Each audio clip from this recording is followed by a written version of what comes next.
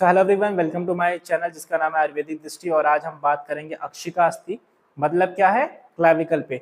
तो क्लैविकल जो बोन होती है वो हॉरिजॉन्टली लाई करती है, वो आप इसमें स्ट्रक्चर में देख सकते हैं।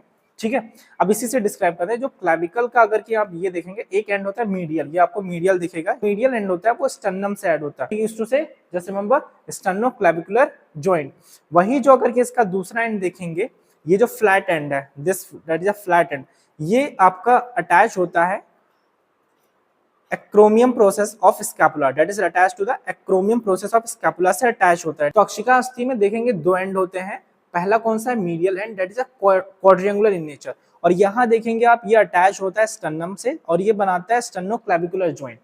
Second end is at a flat end and it is also called as lateral end and it is also known as acromion end, which articulate with the acromion process of scapula and form acromioclavicular joint, right? अब उसके बाद बात करते हैं, आपके ये दो and हो गए, एक शाफ्ट है। अब दो एंड जो होता है, एक होता है medial to third, complete medial to third portion है शाफ्ट का, और एक लैटरल वन थर्ड है पोर्शन किसका? शाफ्ट का। तो हमने बात कर ली कि लैटरल एंड की आर्टिकुलेशन का। अब लैटरल वन थर्ड की बात कर रहे हैं, तो इसके पास दो बॉर्डर होते हैं, जस्ट एक एंटीरियर बॉर्डर होता है, एक पोस्टीरियर बॉर्डर, एक सुपीरियर सरफेस और that is a superior surface and this will be the inferior surface. ठीक है, यहाँ पे आपको कुछ ट्यूबरकल्स दिखेंगे और कुछ रिजेस होती हैं। तो ट्यूबरकल्स को कहते हैं, ट्यूबरकल्स का मतलब होता है उभारपन, तो उसको कहते हैं क्विनोइड ट्यूबरकल्स। उसके बाद मीडियल एंड की बात करेंगे, तो मीडियल एंड पे एक भी बॉर्डर नहीं होता, सिर्फ सरफेसेस होते हैं। 4 सरफेसेस होते हैं। कौन कौन से सरफेसेस होते हैं? दैट इज एंटीरियर सरफेस, आगे superior surface, this will be the posterior surface and from this is the inferior surface. अगर ये देखेंगे तो इंफीरियर सरफेस है। अब ठीक है, तो ऐसे हम लोग पकड़ते हैं। उसके बाद अगर ये बात करें इसके अटैचमेंट्स की, मसल अटैचमेंट की बात कर रहे हैं, तो क्लैविकल के जो एंटीरियर बॉर्डर से ओरिजिन होती है डेल्टोइड मसल की, रिमेंबर दिस पॉइंट।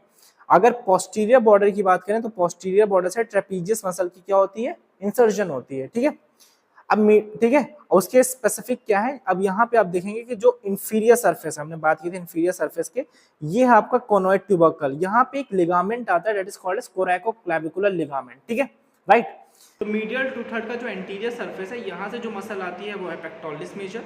पोस्टीरियर से आप देखोगे तो स्टर्नोहॉइड मसल आ जाएगी। और एक चीज याद रखना कि जो इंफीरियर सरफेस है, यहाँ पे कुछ ग्रुप्स हैं देखेंगे, तो इन ग्रुप से एक मसल आती है, that is called as subclavius group आती है। ठीक है, सबक्लेविशियस मसल, और इसका इंसर्जन होगा। ठीक है, और superior surface, that is superior surface, इस यहाँ से जिस मसल की ओरिजिन है उसको कहते हैं स्टर्नोक्लेडोमास्टोइड muscle. We are going to discuss about the clinical anatomy related to the clavicle. So the most weakest point of the clavicle is the junction between the medial 2/3 and the lateral 1/3, and this is the most weakest point of the clavicle. When a person used to fall on an outstretched hand, then this point mostly get broken out.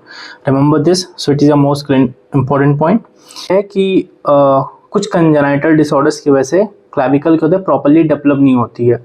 First thing. Second thing is that हो सकता है clavicle absent हो, तो उसमें क्या होता है, shoulder drupe हो जाता है। मतलब क्या होता है, शोल्डर ड्रूप हो जाता है। So stay tuned with me and just like and subscribe my channel. Thank you.